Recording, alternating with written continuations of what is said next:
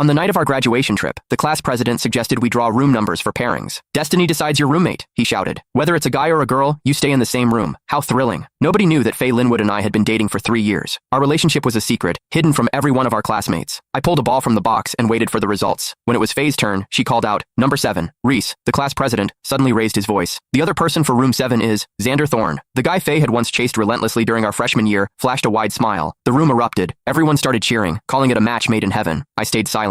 No one knew that before the game started. I heard Reese whisper to her in the hallway, "Look for the ball with the tiny bump. I saved it specifically for you and Xander." Faye's cheeks flushed a deep crimson. She walked over to Xander and reached out to straighten his collar. I just smiled to myself. It turns out 3 years of devotion couldn't even buy me a public acknowledgement. This time, I decided to be the first one to walk away. Reese handed them red wristbands and shouted the rules again. "Same numbers are a pair. You're tied together for this 3-day trip. No solo missions." Xander kept smiling as he put on his wristband and grabbed Faye's small handbag. Faye's face got even redder. She tucked her frame behind his shoulder. Xander took off his jacket and draped it over her. "Stop teasing her. Faye is shy." "Wow, protecting her already? Watch out, everyone. If we upset Faye, Xander is going to settle the score." I stood outside the circle, holding my ball in one hand and my heavy suitcase in the other. Faye had stuffed all her things into my suitcase. "You'll carry my bags anyway. I can't drag 2 cases. She even pointed at my new jacket. "That looks warm. I heard it gets cold in the mountains at night. I'll wear that." In 3 years, she never showed me affection in public. She never wore my clothes in front of others. I had been so happy, thinking she might finally go public during this trip. But on the first day, she wore Xander's jacket. The small bag she said I'd be carrying was now hanging off his shoulder. The suitcase was incredibly heavy. It dragged at my arm. I set it down and cleared my throat. I raised my hand. "Hey guys!" Everyone turned to look. Reese was still grinning. "What's up, Cyrus? Xander is your roommate back at school. Want to say some words of blessing?" Xander stiffened, his smile turning awkward. Faye looked up, her eyes flashing a sharp, warning glare at me. She was terrified I'd blow our secret, but she was worried about the wrong thing. I simply held up my ball. "Who has number 3? Reese scanned the room and saw a girl in the back raise her hand. "I do." It was Ren Harper. Reese laughed. "Oh, Ren, I know you're single. Cyrus, what about you? If you're single, you stay together. If you have a girlfriend, I'll swap you with a guy." I interrupted him softly. "I'm single." Out of the corner of my eye, I saw Faye's eyebrows relax, and then immediately knit together again. She turned to look at Ren, but Reese was already pulling out the orange wristbands. "Perfect. You're both single. Maybe we'll have another couple by the end of the trip." I took the wristband and nodded politely. "Thanks." When I picked up the suitcase again, I felt her gaze burning into my back. Xander went to call his parents. Faye lingered, waiting until I was the only one left before handing over their IDs. "Go to Reese," she whispered, her eyes fixed on the floor. "Tell him you don't want to stay with a girl. Swap with a guy, or pay for a private room." I was busy texting my parents. I didn't even look at her. "Why? What do you mean, why? You aren't single. You can't stay with another woman. And what about you? Are you single?" Faye's fingers froze. "This is a game. I'm just following the rules everyone agreed on." My voice stayed low. "Right. I'm also following the rules." Her eyes widened in anger, but before she could snap at me, I took my keycard and walked away. Reese shouted to the group, "Everyone, meet in the media room in 30 minutes. I booked it out. We're going to watch a documentary of our freshman sports day for nostalgia." I didn't stop walking. I gripped my suitcase handle tighter. The freshman sports day documentary. The footage of Faye's